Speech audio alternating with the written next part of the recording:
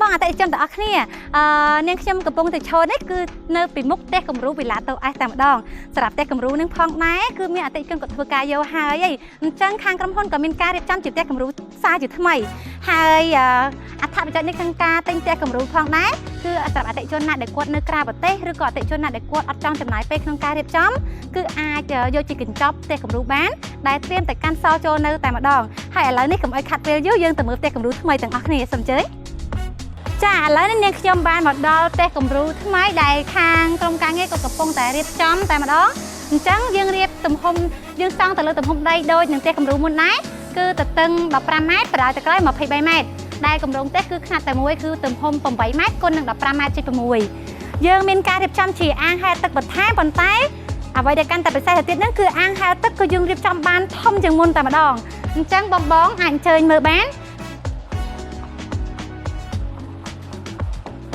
យើងរៀបចំជាអាងហែលទឹកគឺយ៉ាងធំទូលាយមែនទែនហើយជាមួយនឹងកញ្ចក់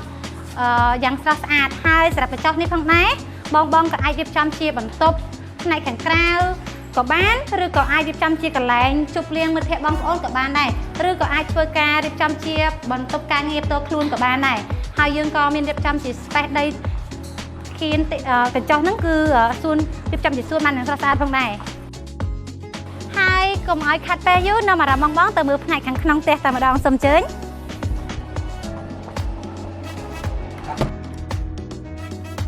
ចានេះគឺជាផ្ទះខាងក្នុងផ្នែកខាងក្នុងនៃបន្ទប់ទទួលភ្ញៀវដែលយើងក៏រៀបចំជាសាឡុងអង្គុយលេងបានយ៉ាងងាយស្រួលផងដែរហើយបន្ទាប់ពីបន្ទប់ទទួលភ្ញៀវយើងក៏មានជាបន្ទប់គេងនៅខាង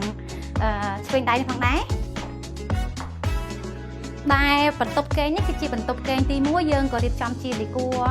គ្រែគេងជាមួយនឹងដេគ័រផ្សេងៗយ៉ាងបានងាយស្រួលជាមួយនឹងបន្ទប់ទឹកមួយដាច់ដោយឡែកផងដែរហើយនេះគឺជាបន្ទប់គេងទី2ដែលជាបន្ទប់គេងទី2នេះគឺយើងមានសភាពធំគ្រប់បន្ទប់គេងទាំងអស់គឺយើងមានការរៀបចំជាបង្អួចដើម្បីឲ្យពន្លឺចេញចូលនៅផ្នែកក្នុងបន្ទប់គ្រប់គ្រាន់ផងដែរយើងក៏មានជាបន្ទប់ទឹកមួយខាងក្នុង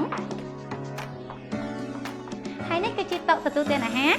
ដែលយើងអាចរៀបចំជាតុទទួលទានអាហារបានសមាជិកជាច្រើនអ្នកផងដែរហើយជាមួយនឹងការរៀបចំជាដេគ័រទូទាំងផ្នែកទៀតបាយយ៉ាងស្រស់ស្អាតចឹងបងស្ត្រីដែលគាត់តែងតែចង់បានផ្ទះដាច់ចលែកហើយគាត់ចង់បានជាដេគ័រទូចក្រានបាយលើក្រោមទុកដាក់សម្ភារៈគ្រឿងទេសអីផ្សេងៗគឺយើងរៀបចំជូនមករួចរាល់តែម្ដងហើយស្រាប់ត្រង់នេះវិញគឺជាបន្ទប់គេងនៃគ្រួសារបន្ទប់គេងនៃគ្រួសារយើងក៏មានការរៀបចំជាដេគ័រទូតាំងកាបូបឬក៏ដេគ័រតុសម្អាងហើយនឹងដេគ័រទូតាំងទូរទស្សន៍ហើយយើងក៏មានជាបន្ទប់ទឹកមួយយ៉ាងធំទូលាយនៅផ្នែកខាងក្នុងផងដែរ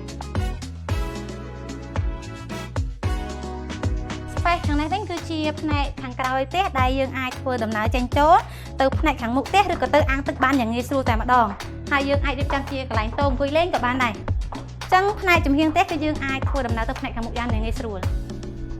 សម្រាប់គម្រោងផ្ទះវិឡាតូអេសយើងផងដែរចម្ងាយត្រឹមតែ200ម៉ែត្រពីរង្វង់មូលការរំដួលតែប៉ុណ្ណោះការប្រម៉ូសិនយើងនៅតែរក្សាដដែលគឺប្រម៉ូសិនបញ្ចុះតម្លៃរហូតដល់